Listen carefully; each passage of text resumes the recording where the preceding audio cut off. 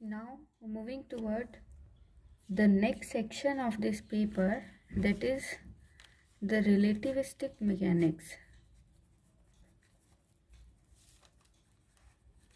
Okay, this was the third paper of BSc third year and the paper named as relativity and the electrodynamics. Electrodynamics की 3 unit जो थी वो थोड़ा उसका concept हम देख चुके हैं, Maxwell's relation. The fourth unit will consist of information regarding the relativistic mechanics. सबसे पहले रिलेटिविस्टिक मैकेनिक्स में सबसे पहला जो कंसेप्ट आएगा that was tensor. Now tensor क्या होता है? हिंदी में टेंसर को बोलते हैं प्रदेश. Okay, to introduce the tensor, first of all हमें अभी तक ये मालूम है कि फिजिकल क्वांटिटीज़ जो है, यानी कि जो भी भौतिक राशियां हैं वो बेसिकली दो तरह की होती है. One is scalar and the other is vector. Okay, scalar को हिंदी में बोलते हैं अदिश और वेक्टर को हिंदी में बोलते हैं सदिश. सबसे पहले वो सारी फिजिकल क्वांटिटीज़ जिनकी इंफॉर्मेशन के लिए हमें सिर्फ और सिर्फ मैग्नीट्यूड की ज़रूरत होती है, उन सबको हम स्केलर क्वांटिटीज़ की फॉर्मेट में कैटेगराइज करते हैं, like mass, density, temperature, pressure etcetera, है ना. और वो सारी क्वांटिटीज़ जिनमें मैग्नीट्यूड के साथ साथ डायरेक्शन की भी ज़रूरत होती है, उन्हें हम वेक्टर क्वांटिटी में कैटेगराइज करते हैं, like velocity, force, acceleration etcetera, है ना. लेकिन फिजिक्स में कुछ इस तरह की क्वांटिटीज़ भी होती है जिनको ना तो स्केलर और ना ही वेक्टर की फॉर्मेट में हम डिनोट कर सकते हैं. जैसे कि किसी भी एनाइसोट्रॉपिक मीडियम, एनाइसोट्रॉपिक का मतलब विषम दैशिक माध्यम, है ना. किसी भी एनाइसोट्रॉपिक मीडियम की इलेक्ट्रिक परमिटिविटी जो होती है उसे हम ना तो स्केलर में कैटेगराइज कर सकते हैं और ना ही वेक्टर क्वांटिटी के अंदर कैटेगराइज कर सकते हैं. एनाइसोट्रॉपिक और आइसोट्रॉपिक का मतलब क्या होता है?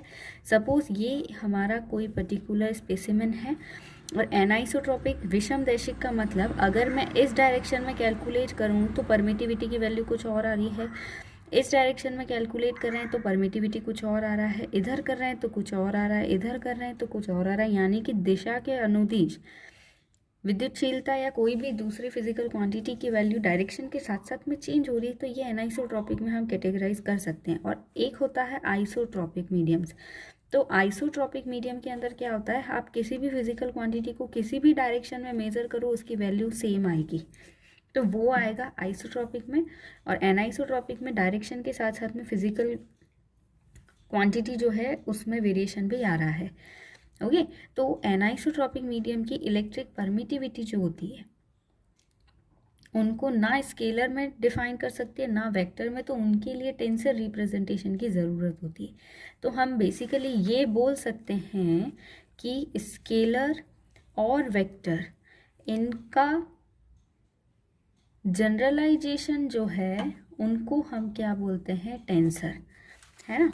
अब हम क्या करेंगे, स्केलर और वेक्टर का जनरलाइजेशन फॉर्म क्या है? टेंसर. यानी कि टेंसर की ही दो पर्टिकुलर केसेस हैं जिसमें हमें मिल जाता है स्केलर और वेक्टर, और ब्रॉडली इन दोनों को मिक्स हम क्या बोल सकते हैं? टेंसर. ठीक है. अब देखो, अलग अलग टाइप की स्केलर, अलग अलग टाइप की टेंसर क्वांटिटीज़ होती है. तो टेंसर के अंदर बहुत सारी अलग अलग टाइप्स की फिजिकल क्वांटिटीज़ है. Basically all the elastic constants, सारे के सारे प्रत्यास्थता के जो गुणांक है वो, मैग्नेटिक परमिएबिलिटी,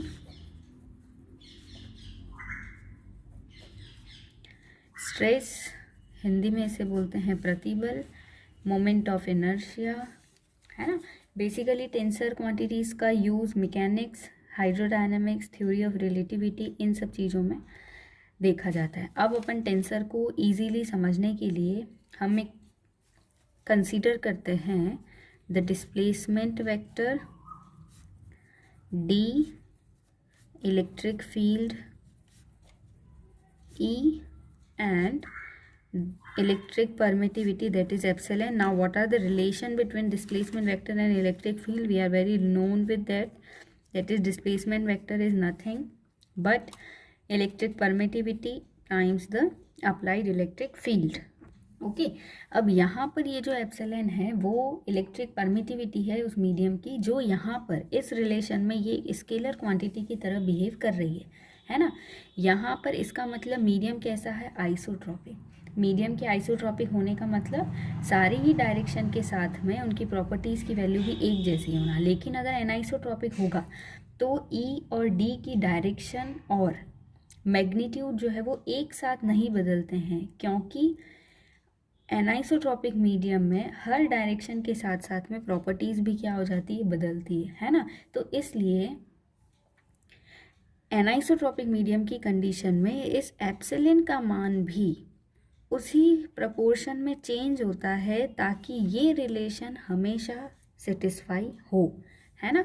हर डायरेक्शन के अंदर डी और ई की वैल्यू भी बदल रही है, तो डी और ई की वैल्यू बदल रही है, लेकिन इस रिलेशन को सेटिस्फाई करने के लिए इस एप्सिलॉन की वैल्यू भी डायरेक्शन के साथ साथ में बदलती रहेगी, है ना। और इस तरह से वो चेंज होगी जो हमेशा इस चेंज को सेटिस्फाई कर सके। इसी तरह से और भी फिजिकल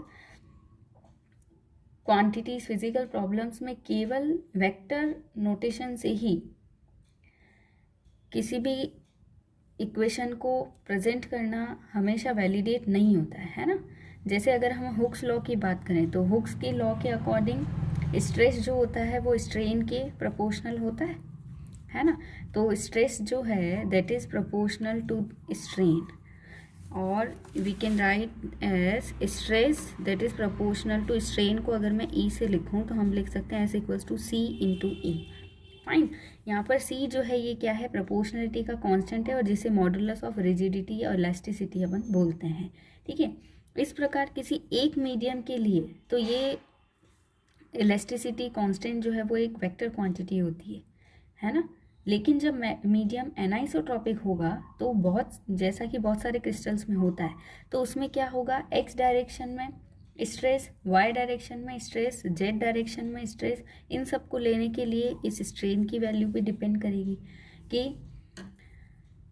एक्स डायरेक्शन में कितना स्ट्रेन हुआ है, वाई डायरेक्शन में कितना स्ट्रेन हुआ है, जेड डायरेक्शन में कितना स्ट्रेन हुआ है। यानी अलग अलग डायरेक्शन में जाएंगे तो इसकी वैल्यू बदलेगी, इसकी वैल्यू बदलेगी तो ये भी चेंज होगा। तो इस वजह से सी की वैल्यू भी उसी प्रोपोर्शन में चेंज होती रहेगी ताकि ये इक्वेशन हमेशा सेटिस्फाई होता रहे।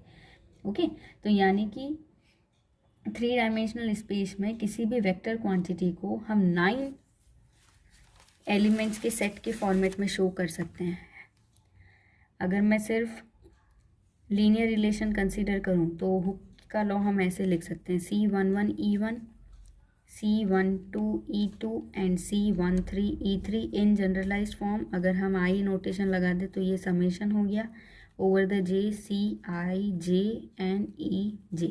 देखो ये वाला और ये सेम है, इसमें ये और ये सेम है, ये और ये सेम है, तो अपन ने इधर जे लिखा और इधर भी जे लिखा। ओके, तो यानी कि हम CI J को 3 डायमेंशनल में कैसे लिख सकते हैं, C11, C12, C13, C21, C22, C23, C31, C32 and C33, है ना। इसी तरह से मोमेंट ऑफ इनर्शिया हम पहले फर्स्ट ईयर में पढ़ चुके हैं। मोमेंट ऑफ इनर्शिया को हम ऐसे लिखते हैं, देखो इसका x component x y x z, then y के corresponding y x y y y z, और जेड के according z x z y and z z. यानी कि मोमेंट ऑफ इनर्शिया भी क्या है, एक टेंसर क्वांटिटी है। Okay okay, now we will go for different type of analysis. So there are many of terminologies which should be considered very clearly. First of all, the coordinate transformation. Hindi में इसे बोलते हैं निर्देशांक रूपांतरण। 3 dimensional space के अंदर हम किसी भी एक पॉइंट को 3 कोऑर्डिनेट से बताते हैं, एक्स वाई और जेड, और उसे और ये एक्स वाई जेड जो है उन्हें हम क्या बोलते हैं, कोऑर्डिनेट्स बोलते हैं, हिंदी में बोलते हैं निर्देशांक, है ना।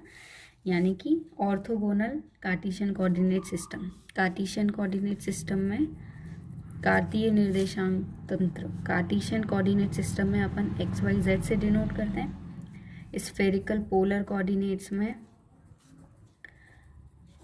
हम r, थीटा और फाई से डिनोट करते हैं, और सिलिंड्रिकल कोऑर्डिनेट सिस्टम के अंदर अपन रो, फाई और z से डिनोट करते हैं, है ना। तो कोऑर्डिनेट ट्रांसफॉर्मेशन से पहले अपने पास में एक टर्म आती है that is n dimensional space. जब भी एक बिंदु को, एक पॉइंट को n रियल वेरिएबल्स या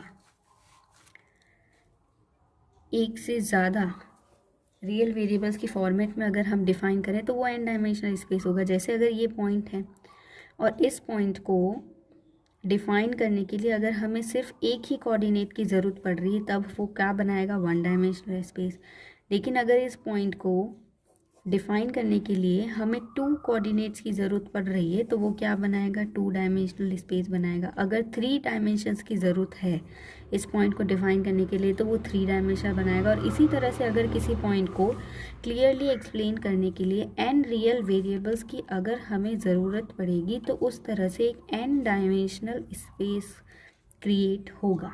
ओके, और ज़्यादा n डायमेंशनल स्पेस अपने पास में क्रिएट होगा।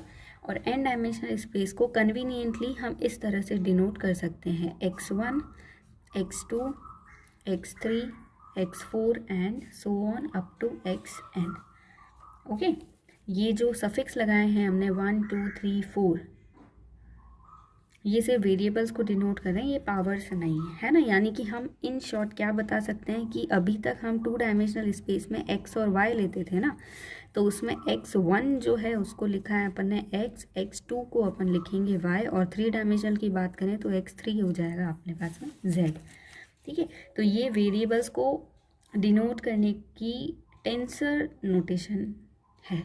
ठीक है, क्योंकि टेंसर के अंदर क्या होगा, फिक्स्ड डायमेंशंस नहीं होगी ना, एक से ज़्यादा भी हो सकती है। तो ये वो तरीका है टेंसर नोटेशन में हम किसी भी कोऑर्डिनेट को इस तरह से डिनोट करेंगे। ठीक है, उसके बाद में आता है सुपरस्क्रिप्ट एंड सबस्क्रिप्ट। सुपरस्क्रिप्ट का क्या मतलब है, टेंसर नोटेशन मेथड के अंदर किसी भी फिजिकल क्वांटिटी के अपर पोजीशन पे लगने वाला जो भी सफिक्स होगा उसको बोलेंगे सुपरस्क्रिप्ट, जो ऊपर की तरफ लगेगा उसको बोलेंगे सुपरस्क्रिप्ट। फाइन। और किसी भी फिजिकल क्वांटिटी के लोअर केस में अगर हम कोई सफिक्स लगा रहे हैं आई और जे और व्हाटएवर, तो उसको हम बोलेंगे सबस्क्रिप्ट। ओके, ये छोटी छोटी टर्मिनोलॉजीज हैं जिनको ध्यान में रखना पड़ेगा। फाइन। और अगर पावर्स हैं, यानी कि आपको कंफ्यूज नहीं होना है, अगर x1 लिखा है या x2 लिखा है तो हम ये पावर्स नहीं है, स्क्वायर नहीं है। अगर पावर्स को शो करना है तो ब्रैकेट लगा के फिर लिखेंगे। जैसे अगर लिखा xi का स्क्वायर, तो अगर ब्रैकेट लगा के हम लिख रहे हैं तो ये जो है ये स्क्वायर रीड किया जाएगा या इसको हम पावर के अंदर रीड करेंगे। Okay, now the third is indicial and summation convention. Indicial and summation convention, है ना। इंडिशियल कन्वेंशन का क्या मतलब है कि किसी भी टेंसर नोटेशन मेथड के अंदर अगर कोई इंडेक्स यानी कि सुपरस्क्रिप्ट या सबस्क्रिप्ट की वैल्यू 1 से लेकर n तक सारी वैल्यूज़ को कंसिडर करेगा जब तक उसको किसी विशेष फॉर्मेट के रूप में दिखाया नहीं गया हो। जैसे x1, x2 so on xn, है ना।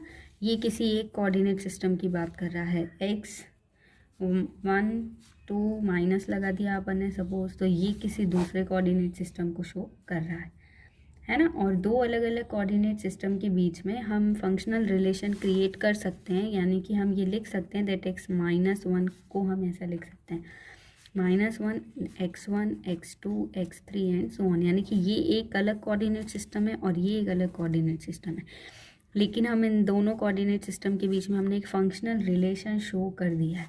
इन शॉर्ट हम ये लिख सकते हैं, सपोज अगर इस तरह का कोई कोऑर्डिनेट सिस्टम है तो उसको हम लिख सकते हैं एन एक्स जे, जहाँ पर ये जे जो है ये 1 से लेकर n तक मूव करेगा। ओके, अब समेशन कन्वेंशन क्या है? समेशन कन्वेंशन के अंदर समेशन कन्वेंशन मतलब कि एडिशन को शो करेगा। ओके, तो बेसिकली आइंस्टीन्स का समेशन कन्वेंशन चलता है, ठीक है। और आइंस्टीन के इस समेशन कन्वेंशन के अकॉर्डिंग हम किसी भी फंक्शन को इस तरह से लिखते हैं a1 x1 a2 x2 a3 x3 and up to n xn।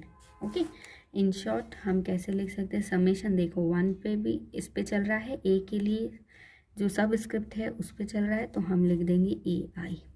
Fine, ये यहाँ 1 है, इधर भी 1 है, ये 2 है, इधर भी 2 है, तो क्या लिखेंगे x, और यहाँ हमने i लिखा है तो यहाँ भी हम क्या लिखेंगे i लिख सकते हैं।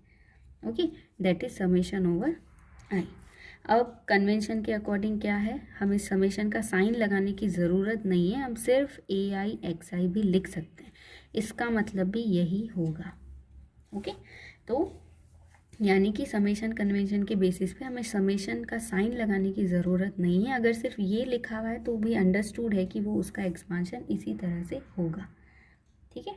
और साथ में इसका मतलब ये भी है कि अगर किसी भी सफिक्स किसी भी टर्म के अंदर दो बार अगर आ रहा है, एक बार ऊपर है और एक बार अगर नीचे है, तो ये इंडेक्स जो होगा वो हमेशा समेशन को शो करेगा, है ना।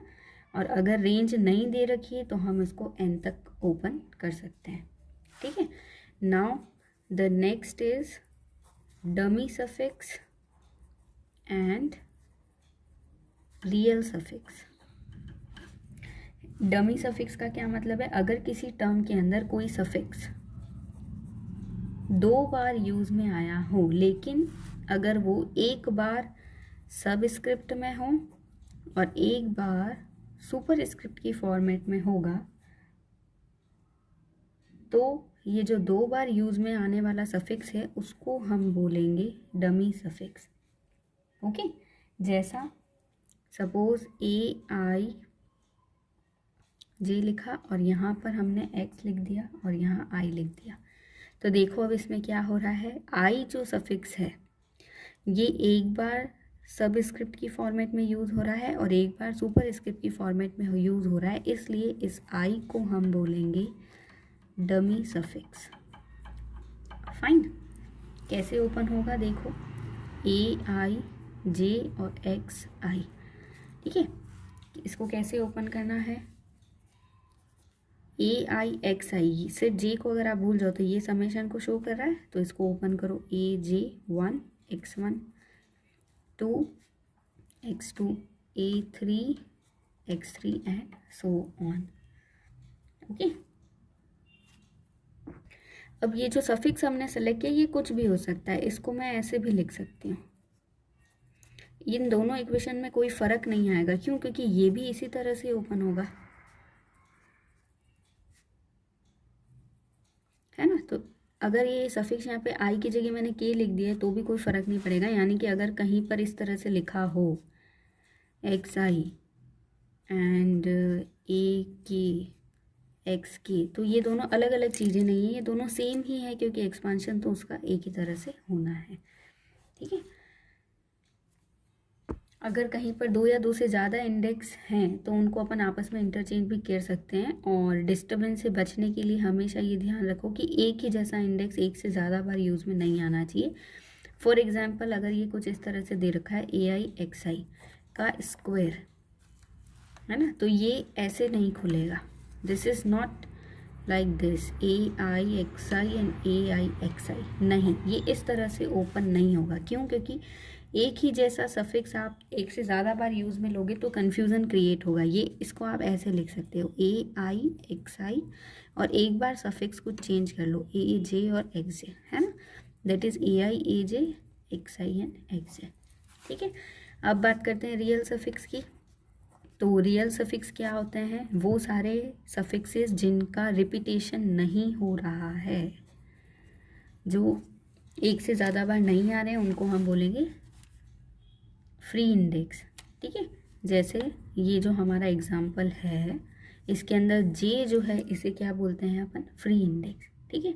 एक फ्री इंडेक्स को डमी इंडेक्स के साथ में इंटरचेंज नहीं कर सकते हैं। कहने का मतलब अगर ये ए आई एक्स आई और जे है ना, तो ये आप इसको ऐसे नहीं लिख सकते, ये दोनों गलत चीज़ हो जाएगी। एक रियल सफिक्स को डमी सफिक्स के साथ में इंटरचेंज नहीं किया जा सकता है। Next is Kronecker delta symbol.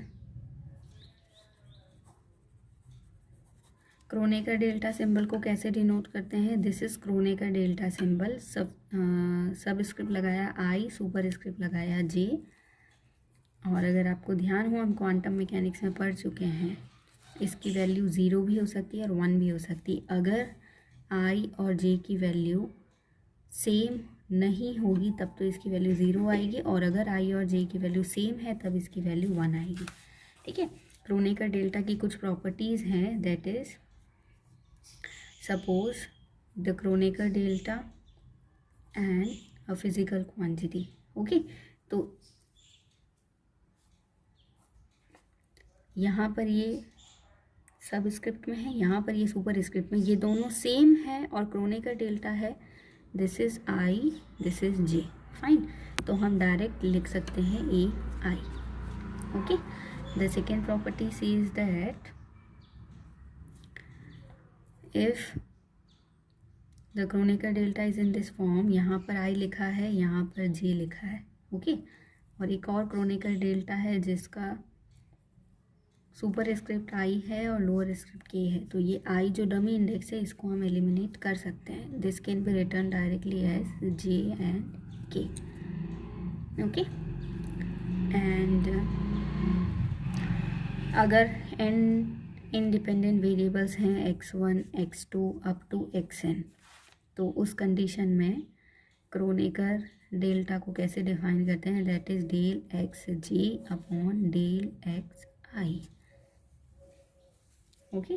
कैसे याद रखना है, जो यहाँ पर अपन ने सब स्क्रिप्ट में लिखा है उसको डिनोमिनेटर में लिखना है, जो ऊपर लिखा है उसको ऊपर लिखना है। कहने का मतलब अगर ये ऐसे लिखा होता, ऊपर आई है और नीचे जे है, तो अपन इसको ऐसे लिखते del x i upon del x j, okay.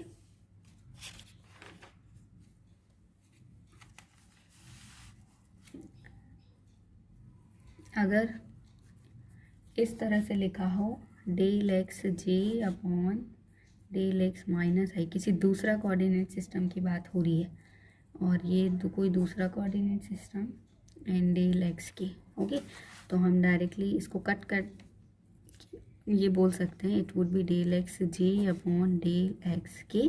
इसको क्रोनेकर में कैसे लिख सकते हैं, del j and this is k, okay. किसी भी लाइन एलिमेंट की लेंथ को अगर लेंथ को डिनोट करना है तो लेंथ को डिनोट करने के लिए हम लेते हैं d x square y square z square, है ना। लेकिन एक्स के लिए अपन लिखते हैं x1 का स्क्वायर, वाई के लिए हम लिखते हैं x2 का स्क्वायर और जेड के लिए हम लिखते हैं x3 का square, fine. So it can be written as dx1 dx3 and dx3, okay. इसको हम सिंपली लिख सकते हैं del i j d x i and d x j, okay.